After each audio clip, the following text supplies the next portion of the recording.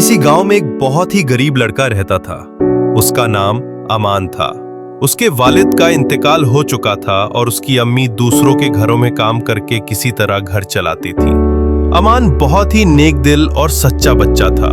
School से आने के बाद वो अपनी अम्मी की मदद करता और हर वक्त अल्लाह से दुआ करता, या अल्लाह मेरी अम्मी को खुश रख और हमें कभी किसी के सामने हाथ फैलाने की जरूरत ना पड़े।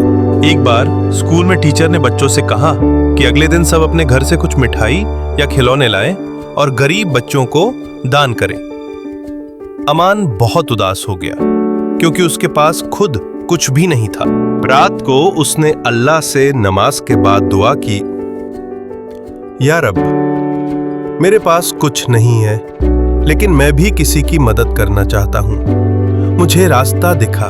सुबह वो उठा और अपने पुराने लेकिन साफ सुथरे कपड़े पहनकर पास की मस्जिद चला गया। वहां उसने देखा कि एक बूढ़े अंकल की चप्पलें टूटी हुई थीं।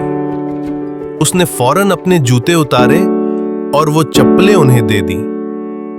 खुद नंगे पांव घर लौट आया। अगले ही दिन स्कूल में एक एनजीओ के लोग आए जो जरूरतमंद बच्चों की मदद करते थे। उन्होंने अमान के बारे में सुना और उससे मिले।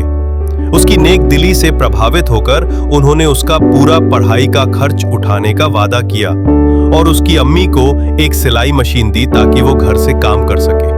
अमान ने कभी किसी से मदद नहीं मांगी, लेकिन अल्लाह ने उसकी नेक नियत और इखलास को देखा और उसे ऐसा इनाम दिया जिसकी उसने कभी उम्मीद भी नहीं की थी।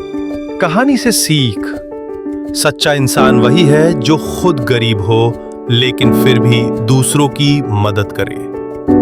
अल्लाह सब देखता है। नेक नियत और सब्र का फल जरूर देता है।